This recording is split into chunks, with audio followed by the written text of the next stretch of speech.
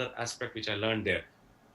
There are some more examples, like in the oil chamber. The oil chamber had a leak, and this was one of the example which was told to me. The oil chamber had a leak, and they how do they figure out that the leakage can be avoided, or they get to know much earlier. So they had also put a weight sensor there to see that when the oil is being filled, it will exactly tell. And if there is a leakage, which means the weight will go down of the unit which is filling the oil, and that's how they will get to know that there is a challenge there. So these are all which is followed in Toyota plant, is coming through something called as Toyota production system. So let me take you to that particular thing. I will take you to that. So how do we avoid any kind of challenges, challenges? The first step is to identify your goals. What is your business goal? What is your product goals? Or what is your team goals? List down all the different goals that you want to track as a CEO, as a founder of your company. You have to list down all the different goals, because many times we do not have the right goal. We do not have the destination. We don't know where we are heading into. And then post we have identified the goal.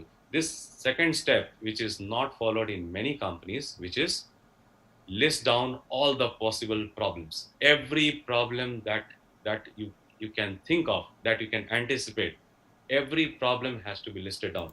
It could be related to the company, it could be related to the team, it could be related to the systems that is in place, it could be your own problems, it could be an individual problem. Every problem has to be listed down completely. And how do we list down? If I have to achieve a particular goal, then I want to ensure that all the problems are listed down. And if I solve all these problems, I'm sure that I will be able to hit my goal. And with that intent, with that thought process, I have to list down each and every goal, each and every problem, which can stop me to achieve my goal. So I will list down everything. And this is a very important exercise, which very important step as an organization, as a team, as a startup we have to do, which means we shy away from listing down the problems. We always avoid problems. We have to go from the mentality of not avoiding the problem, but identification and anticipating the problems upfront and in a recurring fashion. Every time we have to keep identifying what are the different problems which are there. And another aspect is, once we have identified the problem, we have to do the root cause analysis. That how do I fix the problem now? The only way to fix the problem is to find out the root cause. If productivity could be a problem, there could be delay in achieving the goal.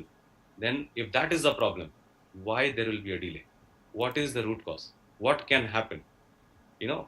What can be done to make sure that this can be fixed? So we go to the why analysis, and there is a very important insight that I have seen, is that most of the root cause will finally end up into one of these four, which is, what are the lessons that I have learned? What could be? There could be problem related to interpersonal relationship or conflicts between the teams, between people. The root cause will be a conflict or a relationship issue between multiple people, or there could be problem related to the existing system which is there in place, or there could be related to a competency, low competency in the team. So finally, every problem that you list down, when you go to the why analysis, when you do the root cause analysis, typically it will land in one of these four, always. In majority of the cases, it will land there. And it is easy. Once we know which particular competency has to be fixed, or what are the challenges which are there within the organization, within the different teams, once we understand this, it is easy for us to fix it. So what we have learned till now is that first is identification. If you have to launch the product quickly into the market, we need to first have a goal. We need to ensure that we understand that goal. The entire culture of the organization, everybody in the team understands what are the business and the product goals. That is step number one. Second is, we need to understand what all challenges that can come in the way, which will stop me from achieving that particular goal. And now, in order to fix those challenges, what could be the solutions? What could be the strategies? And for that, we need to go and do the root cause analysis. And most of it will fall into these four categories. And this is a very, very, very, very important step. If you are able to do this, you would have identified the majority of the reasons because of which your product may not launch on time. And once you have identified this early, it is easier for you. And this is something which I learned from a manufacturing company, Toyota. This is what I learned from them.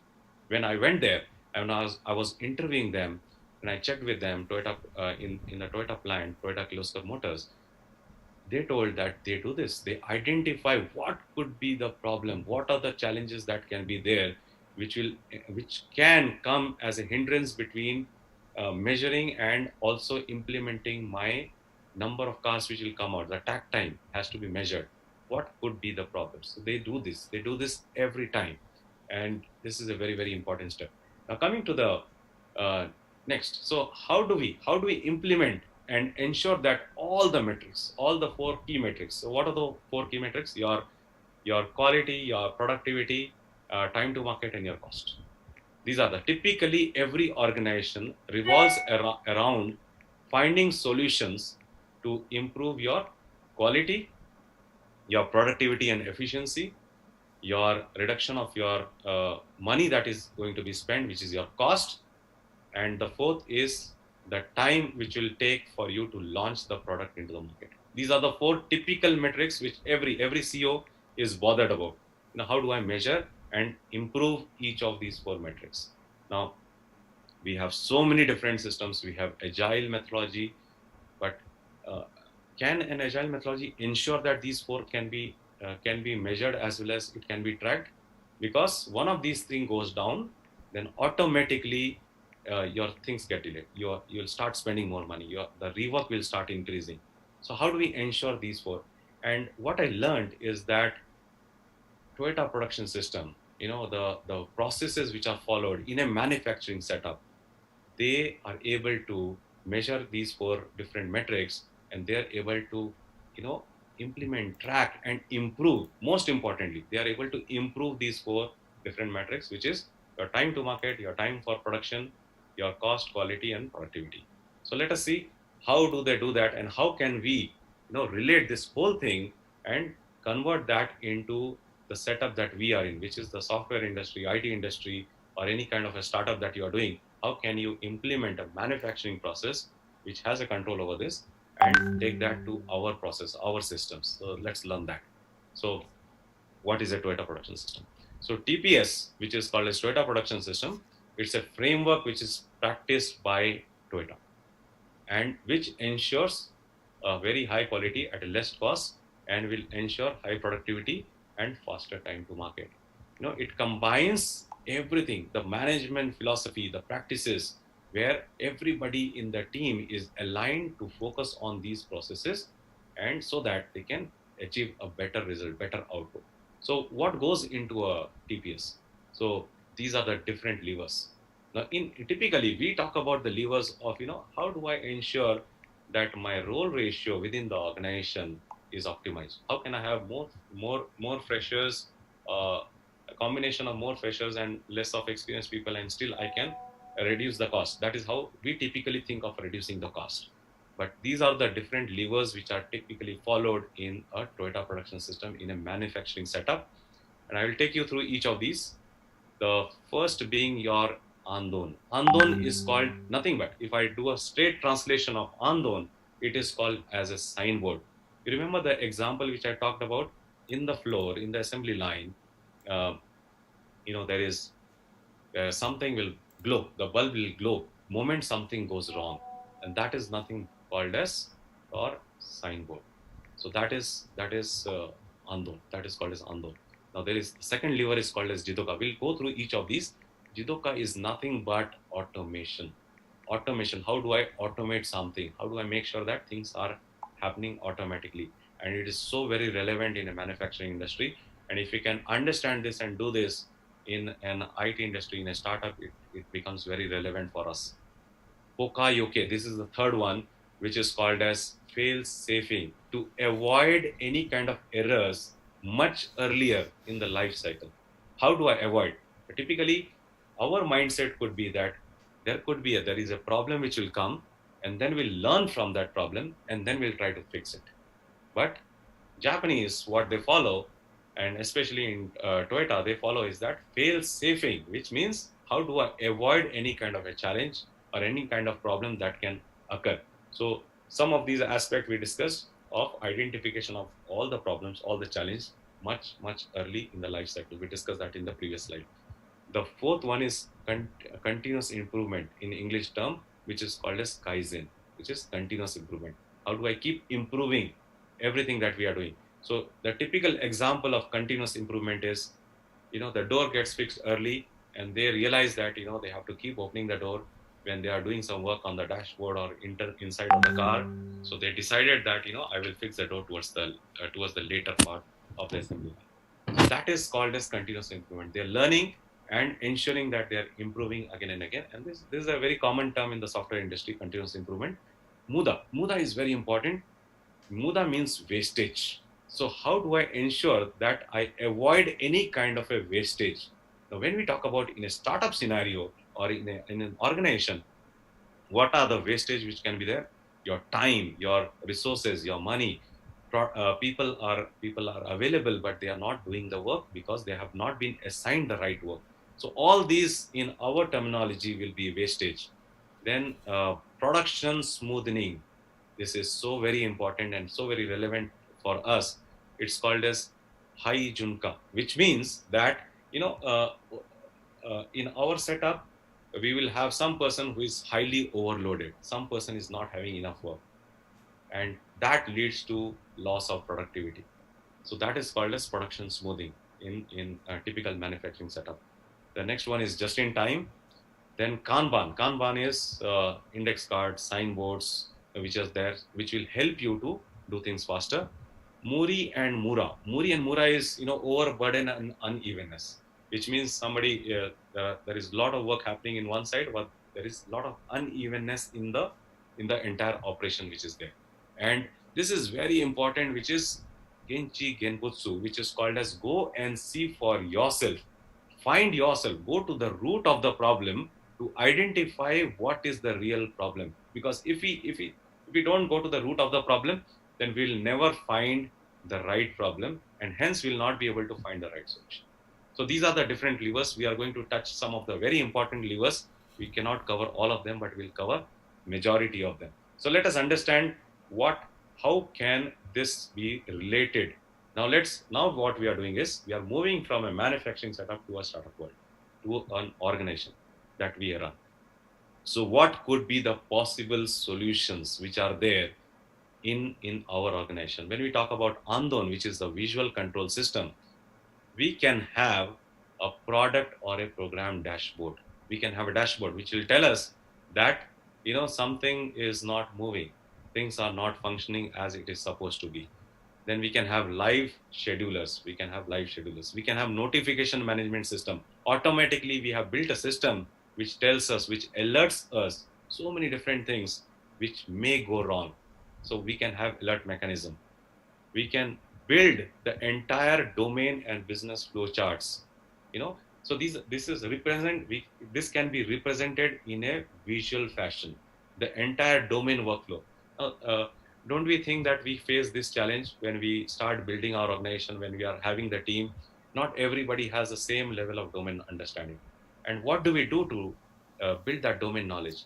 If we have the entire domain understanding, the business flow, the charts, everything in your office, it is there pasted, or it is available somewhere where people can see it. So that gives an opportunity for improving the domain knowledge. Moment we focus on improving the domain knowledge, automatically your productivity will go up. Real-time dashboards and product owners dashboard. So if we talk about a straight correlation of Andon with a visual control system to our industry, these are the different things that we can do. Now, what is the possible waste reduction? How can I ensure that waste reduction can be managed? One is by creating awareness.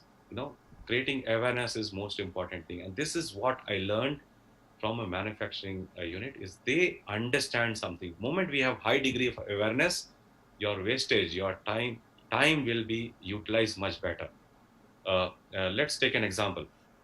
If we are not aware of what we are doing, we end up spending the entire day doing that one single thing, that one same thing. But my awareness level goes up significantly high. The time which is available, I know that in that particular available time, I can achieve a lot more. And that is very important to have that level of awareness. And the next one is optimization of processes and activities to arrest waste. How do I optimize? If I'm not following a process, which means everybody will start inventing something new, and that will lead to a lot of wastage. Now let's move to the third one, which is Pokayoke, which is a direct correlation is nothing but your quality control, quality check, your defect prevention. How do I prevent any kind of flaws or errors to pass from one stage to another stage? And this is very common. This we typically follow. Moving to the next one, which is Jiduka, which is automation. What are the process automation that we can do? What are the process optimizations that we can do? What are the tools that we can build? What are the reusable assets or artifacts that can be created? Now, I know many of you would have heard most of these terms, but what is most important here is that categorization of each of these into these different levers, which is very important. And second is following each of these, because moment you drop any one of these process, automatically you will spend more time, your product launch will get delayed, or you'll spend more money, and you will have more challenges, more defects, and of course the productivity will go down. So each of these have to be followed, and that is what is typically followed, because they can't afford to have the production line, they cannot afford to have the number of production drop every single day. And hence, if we understand that aspect, we can do much better. So each of these are very, very relevant, and we have to. So it's all about consistency and following each of these every single day in every single team, every single department, and implementing this. So let's go to the implementation of it. So the tag time, what we discussed, which is the visual mechanism through Andon, it depicts any kind of an abnormality in the product, in the process, in the program, in form of visuals, so that no problem is hidden. No problem is hidden. This we need to understand this one simple and very, very important aspect. As a mindset, typically we have the mindset that I will solve the problem by myself. I will do it all by myself. I need not bother other people in my team. I can fix the problem. When I'm not able to solve it, that is when I'll go to someone. And this is the understanding, this is the typical mindset that we carry. But no, that this does not work in a Japanese setup. This does not work in a production line. Moment there is a problem, it has to be broadcasted. It is not that you have caused the problem. They don't focus on who has created the problem. That is not important here. What is important is how soon we are able to solve the problem and move fast to the next step. So, which means that, we have to ensure that any kind of problem that is there, that is never hidden, and it is always available, known to people. And if we just follow this one single thing, if this can be just one simple takeaway for you, you will save a lot of time, a lot of money. Just give me a minute. I'll just put the charger. Yeah, sorry about that. So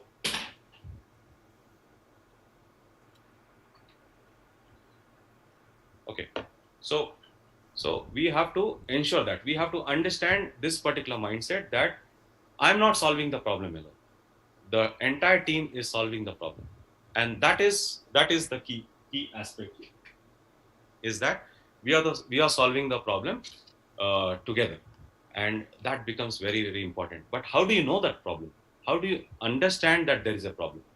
Unless somebody tells, we'll not know the problem is there or not. Which means that it has to be visually depicted, it has to be broadcasted. Any kind of abnormality which is there, we have to build systems so that it gives that right alert mechanism, so that people know about it. And I'll show you some of the examples. So this is the state mapping. The problem statement is improve your product performance with respect to goals, reduce any kind of slack time for the talents, quicker resolution of issues, and easier understanding of the domain. These are the 4 different things which can be fixed using Andon, which is the visual system. And what could be the possible solutions? Your notification management system, your live schedulers, your product dashboards, your domain charts. And I want to show you one of the very important example. This is when I implemented this TPS while I was working for Infosys.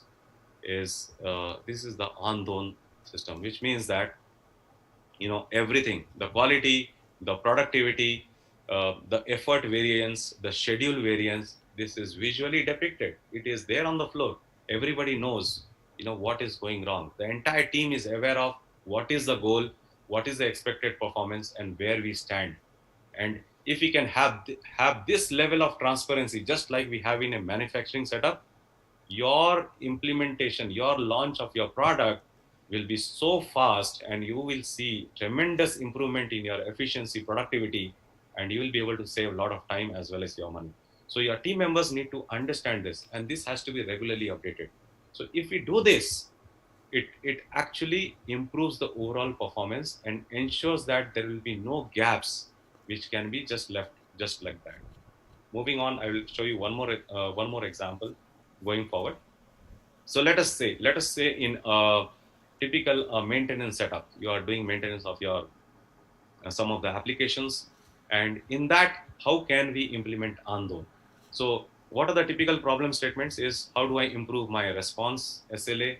How do I improve my resolution time? How do I have a better workload balance because so many tickets are coming, and how do you fix that? How do we ensure that we are adhering to the schedule, the performance comparisons, and how do I ensure that I'm not spending unnecessary time on creating reports, and that is already available. For that, we can have solutions like we can have response metrics, we can have resolution metrics, we can have workload indicator. As and when the tickets are coming, you can actually show that which tickets get assigned to whom and who is loaded to what level. We can have all these different dashboards, manager dashboards, your team level dashboards. You can have high alert mechanisms, and of course sharing of best practices and tips, because once we are able to share that, we will be able to improve the productivity and efficiency. So these are the 2 different scenarios which I have presented here. And so how can we do this? This is a simple graph for you to just relate and understand. It can be definitely improved. You can do much better than this. This is just for you to understand this. Now, how do we ensure a turnaround time can be achieved? Is through graphical representation, which can always be real time and keep telling you what is happening in the organization, how much time we are taking as a response time, as a resolution time. And this can be real time, this can be automated, this system can be built, then your requirement of the talents which you use for any kind of a production environment will automatically go down. Now what you see on the right hand side is a picture here. You see a red bar and a green bar. So this was again implemented in one of the program. Is moment somebody sees a problem, they will put the red bar. So they will take out the green and they will put the red there in their desk. And everybody, it is easily visible to everyone. Moment you turn your head left and right, you can see where the red bar is there, in which particular section it is shown. And this is what we followed, because as a company, you have to resolve the tickets, especially the urgency one tickets, you have to resolve so fast, and you cannot afford to miss the SLAs. So moment you see the red, you everybody goes there, fix the problem, come back and starts working. If that person is not able to fix it immediately, it is alerted through this red bar. So these are the typical implementations which can be done in a software setup. Moving on, you can have a 4-level entire domain chart, completely domain chart. And I know, looking at so many projects that I have implemented, unless I actually implemented this, I knew that typically most of the companies, we don't even have this level of details. And unless we are able to communicate our domain understanding, our business process understanding, how can we expect that the productivity or efficiency will go? So we have to implement some of these very, very important implementations. Again, this is an Andon implementation example. So let's go to the Jidoka now. Next lever. So what is Jidoka? So what is the typical problem statement? So daily analysis. studying of your code, running through your entire production repository. So what are the typical solutions? We can have a visio generator, we can have an analyzer, we can have a tool for mapping, and hence we'll be able to do a lot of, so what is Jidoka? The possible automation which will ensure foolproofing, reduction of issues, reduction of defects, and elimination of waste. So what are the different solutions that we can build? And unless we consciously put effort to focus on Jidoka, we will not be able to do something quicker and faster. So let's take another scenario, which is delay in regression testing or unavailability of a test data. And how do we fix it? And this is a known thing, known solution, which is having a regression testing tool, which is again an implementation of Jidoka. So coming to Kaizen, Kaizen is nothing but your continuous improvement. So so I have given a mapping of the problem and the typical solution so that you can understand, take the tips from here and start implementing in your organization, in your projects, or when you are implementing your product.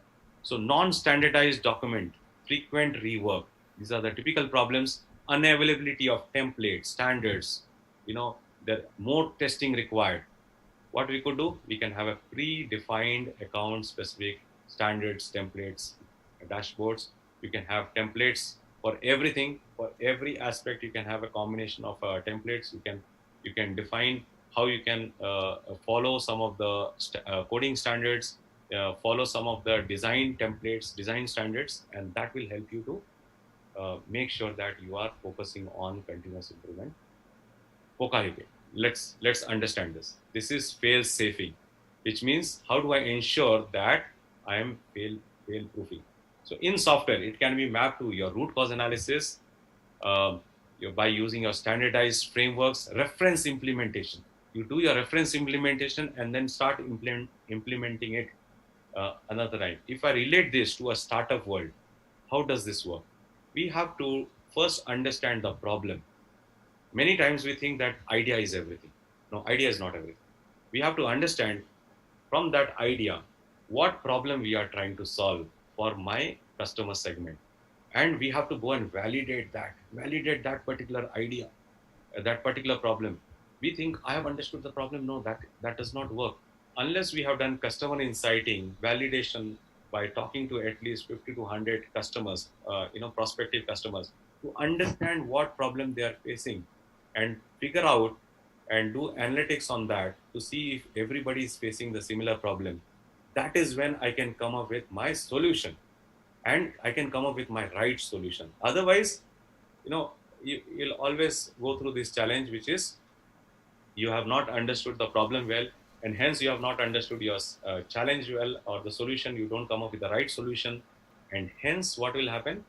Your final product that you build is going to be, it needs to be pulled back.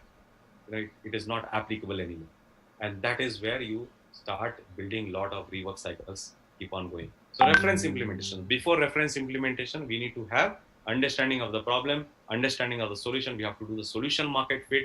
We have to do the MVP or the POC, validate that with your customers, and then we have to go with the product. So creating the product is the fourth step. It is not the first step. We have to understand that. And if we understand this well, we'll be able to build the right product or the service for our customers. So that's about Hokaike.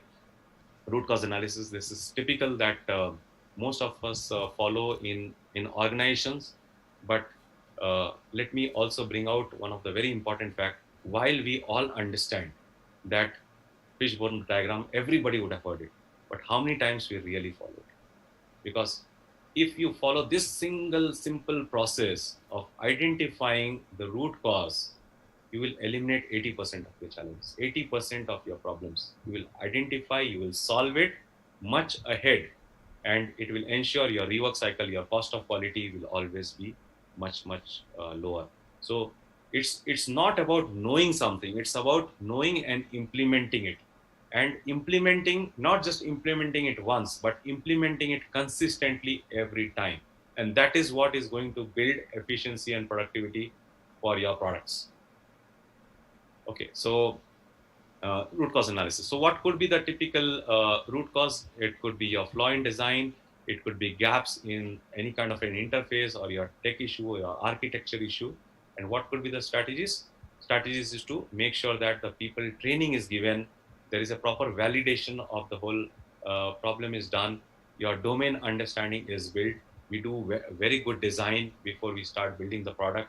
So all this will are the different strategies, and I'm sure there will be a lot more strategies for your specific for your organization, and this will automatically improve your cost of quality, you will reduce your rework, your efficiency, quality will automatically go up. You remember the myth we talked about, that we cannot achieve productivity and quality at the same time. If I'm achieving both at the same time, I have to either spend more time or I have to spend more money. But that's not the case. If you follow each of these processes, it is guaranteed that you will be able to achieve both with lesser time and lesser money. And you just try it out, you just implement it, and you will start seeing the results. Moving on. So Muda, this is very important. I did a mapping, what are the different waste which are typically seen in a manufacturing setup. One is the transportation, your transportation, logistics. This is the typical waste in a manufacturing, for a manufacturing company. Your inventory management, overproduction is happening or the inventory is lying. There is too much of motion. People are moving from one place to another place. There is a waiting time. There is a lot of wait period, overproduction, overprocessing, and there are defects. So these are the seven which are typical waste which are seen in a manufacturing setup. If I do a straight mapping of this to our IT industry or the product industry, then how does this relate to us? And that mapping, your data and information movement will be the waste if it is not efficiently managed, which means that unnecessary movement of code or people into the database, it taking longer time for you to retrieve the data from the database, and that is going to have a lot of wastage. Inventory, building modules for future use, which is not applicable today, but you are building it. So that, and if you're able to relate to this, we have done so many times, we build something which is not required. So we have to identify, even that is one part of it. Taking licensed softwares which are not relevant, which are not required. Upfront, we are taking licenses, and that is adding to your cost, but you are not utilizing it at the right time. People movement. Many times we change the team, we change the people. We keep adding, we keep moving people, start changing people's department, their projects, and that people movement leads to a lot of wastage because they have to again go through the cycle of learning and again understanding the domain knowledge. Or another example could be too many meetings, too many organizational activities which are not relevant. Rather than taking action, we are spending more time on meetings, discussions, thinking, which are not relevant. Waiting for the work or task to be performed and assigned as well. So this is the fourth, which is, many times we are either waiting or we are making somebody wait to give the identified activities. Same thing in a IT services. So the middle one is the products, and the right side was in the typical IT services. So any kind of defect which is not assigned, which is still pending to be tested, these are all waiting opportunities which needs to be identified upfront. And if you do that, if you fix this, we'll be able to solve it much faster. Developing extra functionality which is not required, and doing more reviews and testing activities. Many times, we spend time on unnecessary activities which can automatically be found out when we interface or when you integrate your code or when you integrate your product. That is the time you are going to find out some of the defects, but we unnecessarily spend time on identifying more and more reviews, and that leads to over processing. That is the typical example of over processing. And defects, writing of wrong code and functionality, this is very common, which all of us know. So this, if we understand what are the possible waste which are there, which can occur in a software industry, both for a product lifecycle as well as for an IT services industry, that is, if you understand this and start fixing it, start being aware of that, these being there, and now I have to figure out ways in which I will not have this waste. Japanese and especially Toyota, they focus a lot of time to understand where all wastage can happen, and they try to fix it upfront. You know, I will give you one more example. I went to their canteen, and the chairs typically, the element of the amount of automation and reduction of waste that they have done there was phenomenal. When you go to canteen, you typically pull the chair and then you sit and then you pull the chair back. But that was also automated there. They had a spring system. You just have to sit and automatically the chair comes in the right position. So that is how they had ensured both automation and pace. So they have done at every stage, every section, every department. They have not even spared canteens for that, right? So now, if you have to implement this in your company, what are the typical steps? So first is to identify which product, which program, which product you want to implement that. First, as we discussed, we have to brainstorm your goals, your goals, and identify what are the different problem areas, what are the different challenges which can come, and list down all the possible challenges. Unless we have challenges, unless we have problems listed down, you cannot find out how I can fix with what lever, which lever is more appropriate and apt. We cannot find out. So once we have done that, we'll start doing the mapping of my problem, just like we have done. You remember in the previous slides, we have discussed about problems and the solutions. So these are the identification of the problem and then the solutions. So we have to identify the problems and then come up with the right solutions. So we have to do the mapping of the solutions and start building prototypes.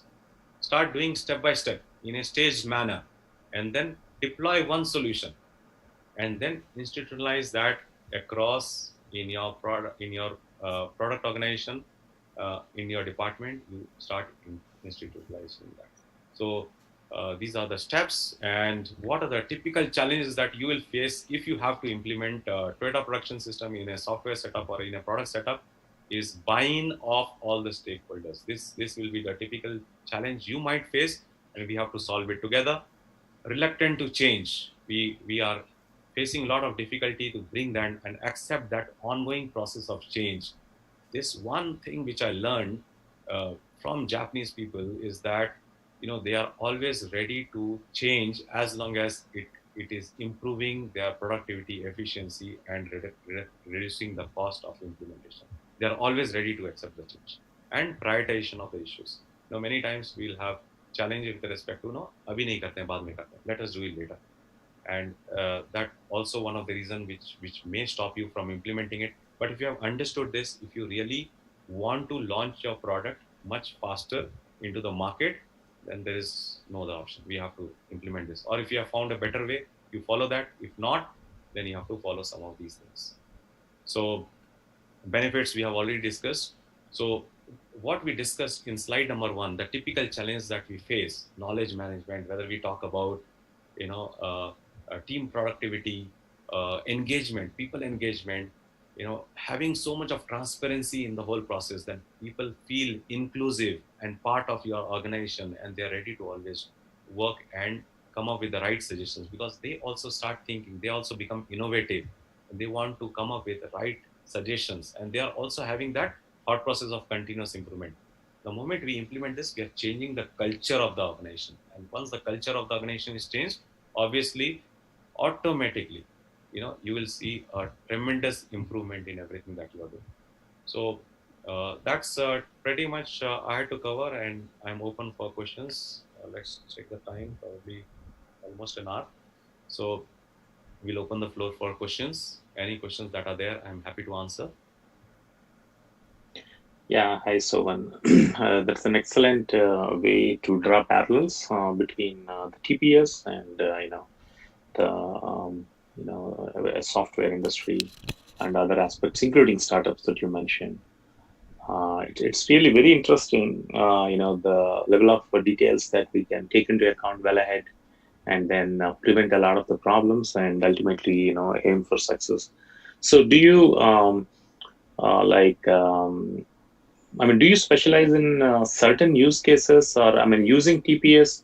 How do you help the companies or individuals? So I give training on TPS because I have implemented that in the software industry. I've implemented that in multiple projects. Personally, I have implemented it, and to do that, if you look at the different levers, you know, uh, I started following the lever, which is what it says is no, you have to go and see for yourself. The last one, Genji gets Butsu. I actually went there. What we typically do is we read books, We try to understand and we try to implement it. I actually went and saw there, spent time in a Toyota production plant, understood what they are doing for each of these levers, how they are ensuring that their efficiency, their productivity is so very high, what exactly they are doing. So I specialize on TPS, and for any startup, any business, any IT industry, for whether it is application support, whether it is a product implementation, I can help companies to implement it. So I can give that consulting as well as handholding, so that that information, that knowledge can be passed and it can be implemented in the shortest period of time. Because I've done it myself, um, and this was called as an innovation in the software industry uh, uh, when I was implementing it in process. Yeah, very interesting. Great work, and definitely, we'll touch base for synergies. Thank you very much. Any other question? Anything that you would like to know? Any questions from YouTube or Facebook? Yeah, Shobhan, we are still, I think people are getting this thing in with so many new information and new way and new words. That was the most interesting part for me, trust me, knowing the meaning. So, yeah. Anyone else have any questions? You can unmute and ask. YouTube, we don't have any question right now. Um,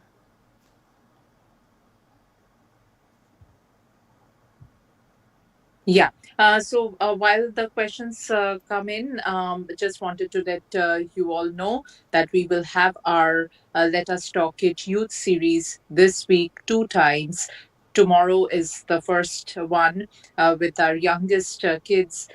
Who will be doing a webinar on the topic why playing is important, indoor and outdoor games. And on Saturday from 4 to 5 p.m. EST, we will be doing another youth topic on the outcome of if the outcome doesn't come yet, but we will be discussing on the U.S. elections and how the importance, the policies, and all of that.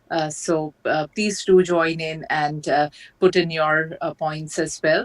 And for the rest of the week, we'll have a regular professional work life based webinars next week as well. Tuesday, Wednesday, Thursday from 12 to 1 p.m. EST. Um, yeah, if there is not one question about this subject, if Shovan, I can ask you in general. Um, like you have been doing this. So, what's your best? What did you feel that you learned and you applied and it worked?